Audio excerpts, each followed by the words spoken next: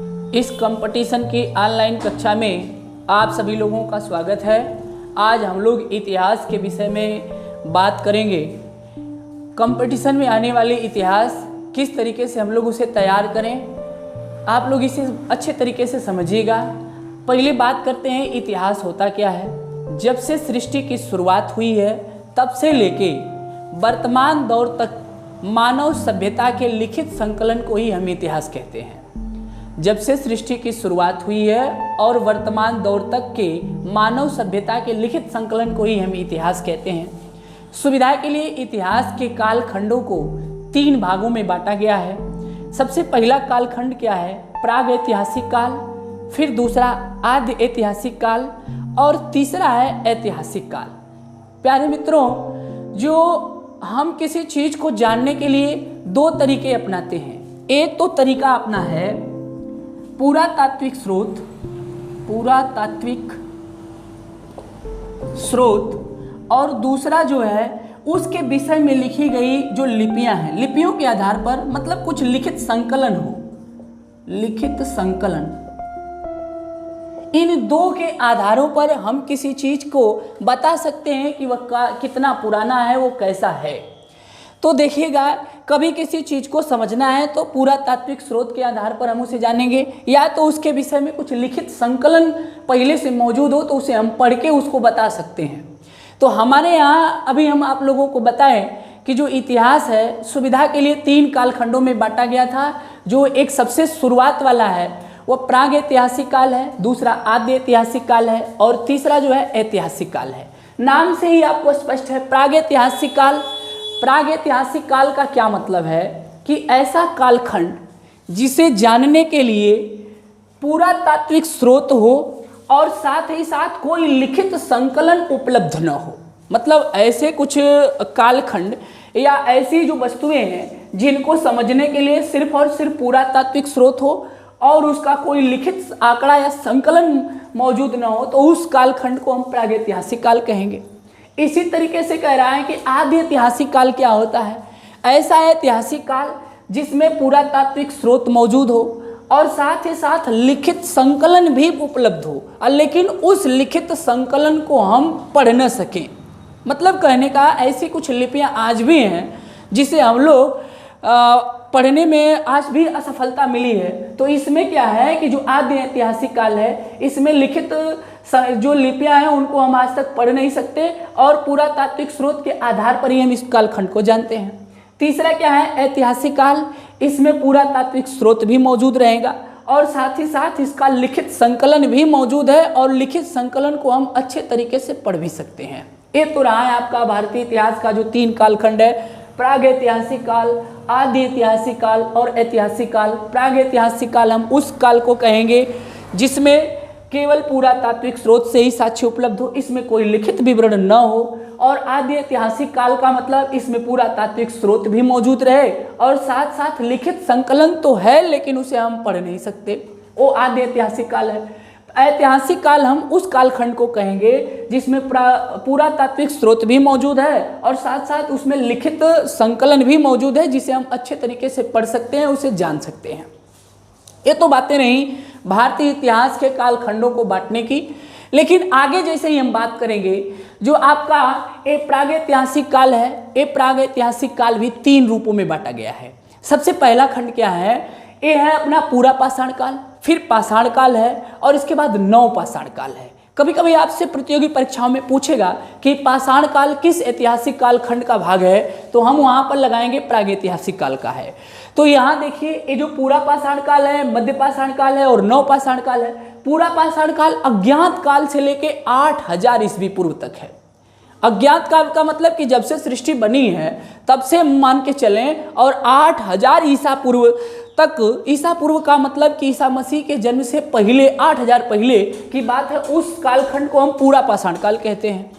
इसके बाद मध्य पाषाण काल की मैं बात करूं तो 8000 ईसा पूर्व से लेके और इसके बाद 4000 ईसा पूर्व तक की जो घटना होती है उसे हम मध्य पाषाण काल में रखते हैं। 8000 ईसा पूर्व से लेके 4000 ईसा पूर्व तक के बीच के काल को हम लोग मध्य पाषाण काल कहेंगे।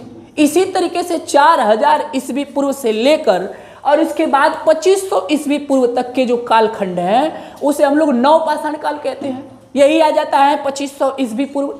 वहाँ से हम लोग सिंधु घाटी की सभ्यता भी पढ़े हैं, आप लोग सामाजिक विज्ञान में पढ़ते आते हैं। अब आइए इधर आद्य ऐतिहासिक काल। आद्य ऐतिहासिक काल को हम लोग दो भागों में बांट के चल रहे हैं, एक सिंधु घाटी की सभ्यता और एक वैदिक सभ्यता। जो सिंधु घाटी की सभ्यता उसका कालखंड कब से कब तक है, वो 2500 ईसा पूर्व से लेके 1500 ईसा पूर्व तक है। उसी तरीके से जो वैदिक सभ्यता आपकी है वो 1500 ईस्वी पूर्व से लेके 600 ईस्वी पूर्व तक है। 600 ईस्वी पूर्व तक है। वैदिक सभ्यता जो है वो 1500 ईस्वी पूर्व से लेके 600 ईस्वी पूर्व तक है। अब ध्यान दीजिए, अपना जो ऐतिहासिक काल है जिसे हमें सबसे ज़्यादा अधिकतम इसमें पढ़ना है वो प्राचीन भारत का इतिहास है, फिर इसके बाद मध्यकालीन भारत का इतिहास है, फिर इसके बाद आधुनिक इतिहास है। तो ये जो प्राचीन भारत का इतिहास है वो 600 ईस्वी पूर्व से लेके 712 ईस्वी तक है। ध्यान दीजिए शब्दों पर, 600 ईस्वी पूर्व से लेके 712 ईस्वी तक है। और इसके बाद मध्यकालीन इतिहास 712 ईस्वी से लेके और इसके बाद 1707 ईस्वी तक है। कुछ किताबों में से 1857 तक लिखा हुआ है। तो यहाँ 712 ईस्वी से लेके 1707 ईस्वी तक है। और आधुनिक भारत जो है वो 1707 से लेके 15 अगस्त 1947 तक है। अब इस तरीके से हम बारी बारी से इस पर विचार करेंगे कि जो ये अपना भारतीय इतिहास का एक हम आंकड़ा रख रहे हैं, ये आंकड़ा इस प्रकार से है कि जो भारत का इतिहास है वो 3 कालखंडों में बांटा गया, प्रागैतिहासिक काल, आद्य ऐतिहासिक काल और इसके बाद ऐतिहासिक काल।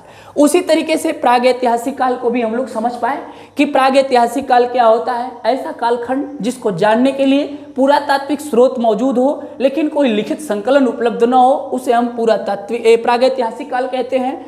फिर इसके बाद आद्य ऐतिहासिक काल किसे कहते हैं। आद्य ऐतिहासिक काल का मतलब किसी जिसे जानने के लिए हमें जो है पुरातात्विक स्रोत उपलब्ध हो और साथ साथ लिखित संकलन मौजूद हो लेकिन हम उसे पढ़ न सके। इसके बाद ऐतिहासिक कालखंड किसे कहेंगे, ऐसा काल जिसको जानने के लिए पुरातात्विक स्रोत तो उपलब्ध है, साथ साथ लिखित संकलन भी मौजूद हो, हम उसे अच्छे तरीके से पढ़ पाएँ, पठनीय लिपि हो उसमें, तो उसे हम ऐतिहासिक काल कहते हैं। हम आगे बात कर रहे थे कि जो प्रागैतिहासिक काल आपका है उसे भी हम लोग 3 कालखंडों में बांटे हैं, एक पूरा पाषाण काल, इसके बाद मध्य पाषाण काल और इसके बाद नवपाषाण काल था। तो जो पूरा पाषाण काल है वो अज्ञात काल से लेके 8000 ईसा पूर्व तक है। इसके बाद इसी तरीके से मध्य पाषाण काल है 8000 ईस्वी पूर्व से लेके 4000 ईस्वी पूर्व तक है। इसी तरीके से नवपाषाण काल 4000 ईस्वी पूर्व से लेके 2500 ईस्वी पूर्व तक है। प्यारे मित्रों, आद्य ऐतिहासिक काल भी हम सुविधा के लिए 2 भागों में बांट लिए हैं, एक सिंधु सभ्यता काल है और एक वैदिक सभ्यता है। जो सिंधु सभ्यता है वो 2500 ईस्वी पूर्व से लेके अब इसके बाद 1500 ईस्वी पूर्व तक है और वैदिक सभ्यता 1500 ईस्वी पूर्व से लेके 600 ईस्वी पूर्व तक है। इसी तरीके से अपने ऐतिहासिक काल को देखें तो उसमें ऐतिहासिक काल में प्राचीन भारत का इतिहास है, इसके बाद मध्यकालीन भारत का इतिहास है, फिर इसके बाद आधुनिक भारत का इतिहास है। तो जो प्राचीन भारत का इतिहास है वो 600 ईस्वी पूर्व से लेके 712 ईस्वी पूर्व तक है, ईस्वी तक है। यहाँ ध्यान रखें, 600 ईस्वी पूर्व से लेके 712 ईस्वी तक है। उसी तरीके से मध्यकालीन भारत का जो इतिहास है वो 712 से लेके 1707 ईस्वी तक है। उसी तरीके से आधुनिक भारत का इतिहास जो है 1707 से लेके और इसके बाद 15 अगस्त 1947 तक है। अब देखिए हम लोग बात करेंगे इनमें, सबसे पहले हम करेंगे क्या कि हमें ऐतिहासिक काल जो पढ़ना है, जो लिखित संकलन भी मौजूद था और साथ साथ पुरातात्विक स्रोत तो मौजूद ही था। इस ऐतिहासिक काल हमें जो विशेष तौर से पढ़ना है वो प्राचीन भारत का इतिहास पढ़ना है, मध्यकालीन भारत का इतिहास पढ़ना है और आधुनिक इतिहास पढ़ना है, आधुनिक भारत का इतिहास पढ़ना है। तो सबसे पहले हम जो इतिहास की श्रृंखला शुरू कर रहे हैं उससे शुरुआत कर रहे हैं। आप लोग घबराइएगा नहीं, हर एक शब्द आपका क्लियर रहेगा। आधुनिक इतिहास क्या है?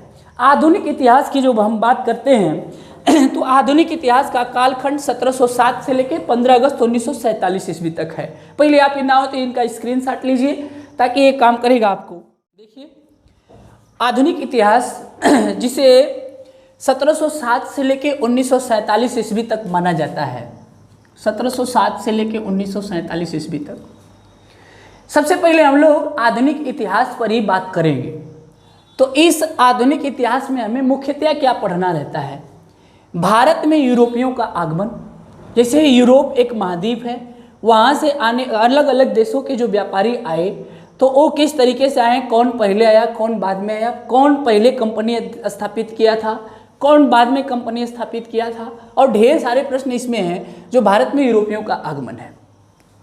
ब्रिटिश शासन और बंगाल का नवाब हमें पढ़ना है। इसके बाद भारत में गवर्नर जनरल और वायसराय पढ़ना है कि भारत में सबसे पहला गवर्नर जनरल कौन था, इसके बाद सबसे अंतिम गवर्नर जनरल कौन सा, पहला वायसराय कौन सा था, अंतिम वायसराय कौन सा था, इन वायसराय या तो गवर्नर जनरल के आने पर कौन कौन सी प्रसिद्ध घटनाएं घटित हुई थी, उन्हें हमें हमेशा दिमाग में बना के चलना है। भारत में शिक्षा का विकास किस गवर्नर के समय या किस वायसराय के समय कैसी शिक्षा व्यवस्था थी, कब सुधार किया गया था, कब अंग्रेजी को महत्व दिया गया, कब हिंदी को हटाया गया, इस टाइप के प्रश्नों को हम इसमें रखेंगे। भारत में समाचार पत्रों का विकास ये 5वें वाले में है। फिर इसके बाद धर्म सुधार आंदोलन, आज़ादी के लिए धर्म सुधार आंदोलन भी बहुत ज़्यादा भूमिका निभा रही है। इसके बाद 1857 के क्रांति जो मंगल पांडे के द्वारा शुरुआत की गई थी, इसको भी हमें पढ़ना है। इंडियन नेशनल कांग्रेस, भारतीय राष्ट्रीय कांग्रेस की स्थापना कब हुई थी, और इससे जुड़े हुए ढेर सारे प्रश्न हम लोग इसमें रखेंगे। इसके बाद गांधी युग जो 1917 से लेकर 1947 का माना जाता है, गांधी युग के ढेर सारे प्रश्न इसमें हम जो रखने वाले हैं। आप लोग हमारे साथ बने रहिए। जो ये भारत आधुनिक इतिहास का ये अपना एक पाठ्यक्रम है। तो आइए आज एक छोटे से टॉपिक की शुरुआत करते हैं, जो भारत में यूरोपियों का आगमन क्या है।